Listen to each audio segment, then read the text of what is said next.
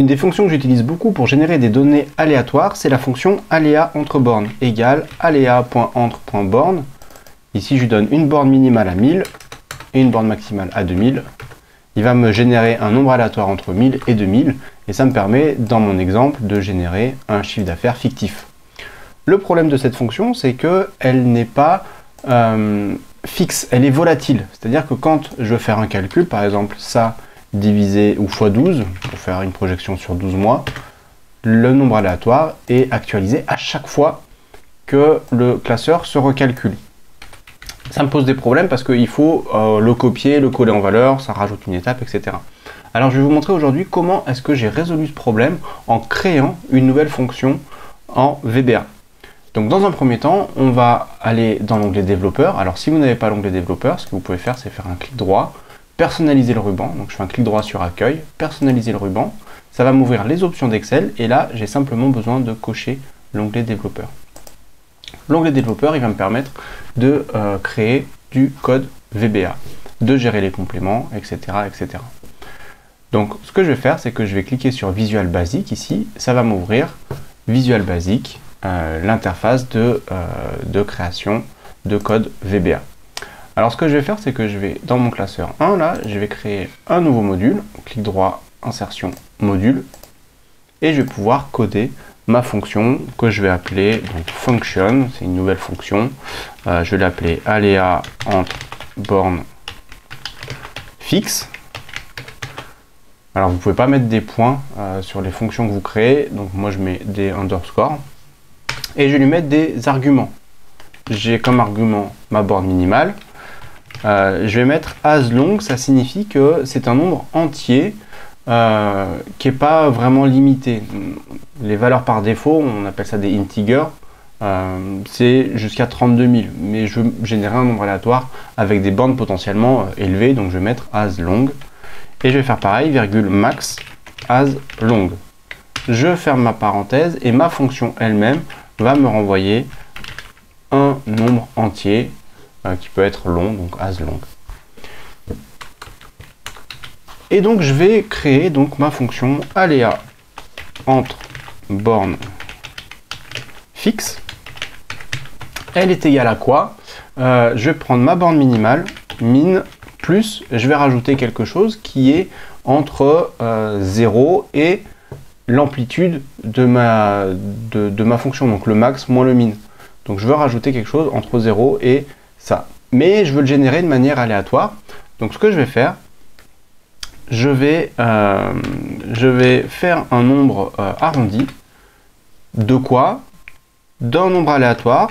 RND, c'est un nombre aléatoire entre 0 et 1. Ce nombre aléatoire, je vais multiplier par l'amplitude de ce que je mets entre le minimum et le maximum. Je ferme le nombre de parenthèses qu'il faut.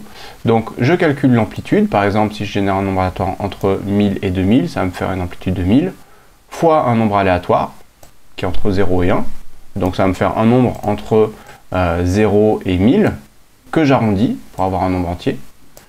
Et ce nombre entre 0 et 1000, je le rajoute à 1000. Donc comme ça, mon nombre aléatoire va être entre 1000 et 2000. Ma fonction, elle est codée maintenant. Donc je vais fermer le VBA. Hop. Je reviens ici. Et je peux utiliser égal aléa entre bornes fixes entre 1000 et 2000. Je valide. Et quand je tire vers le bas, mes numéros ne vont pas se réactualiser. Donc maintenant, si je fais égal ça fois 12, je reste toujours sur les mêmes nombres aléatoires. Alors, je veux juste vous montrer, par exemple, si je fais un nombre aléatoire entre 1 et 10, pour qu'on voit bien que la fonction fonctionne, 1 jusqu'à 10, je vais tirer ça vers le bas sur plusieurs lignes. Hop. Et là, si vous voyez bien, minimum 1, minimum est à 1 et le maximum est à 10. Je peux trier par ordre croissant pour qu'on voie bien qu'on ait des nombres.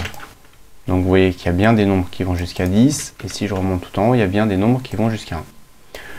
Alors maintenant, cette fonction, elle est codée, mais je l'ai créée dans ce classeur. C'est-à-dire que si j'ouvre un nouveau fichier Excel, égal aléa, bah vous voyez, je n'ai pas ma fonction aléa entre bornes fixes. Donc ce qu'on va faire, c'est que ce classeur là qu'on a créé, dans lequel on a créé la fonction, hop, alors je vais supprimer tout ce qu'il y a dedans. Ce que je vais faire un fichier enregistré sous, et je vais l'enregistrer en tant que complément. Complément Excel, c'est un point XLAM. Il va le mettre dans les add-ins. Alors vous voyez, moi j'ai mes compléments perso. Hop, je vais mettre exemple aléa. Je l'enregistre. Et maintenant, j'ouvre un nouveau classeur Excel. Égal aléa. Je ne l'ai toujours pas, simplement parce qu'il va falloir activer le complément. Pour activer ce complément, je vais aller dans l'onglet développeur, complément Excel. Et ici,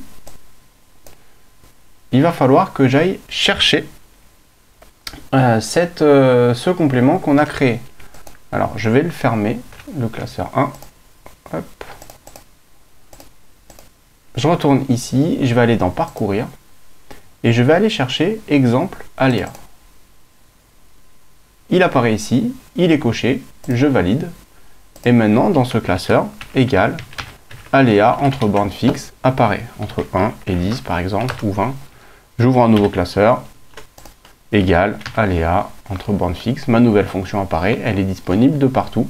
Et si jamais vous voulez qu'un collègue puisse bénéficier de cette fonction, il suffit de lui envoyer le fichier .xlam, et il pourra activer le complément de la même manière, développeur, complément Excel. Je peux cocher ou décocher le complément pour l'activer et la nouvelle fonction est codée.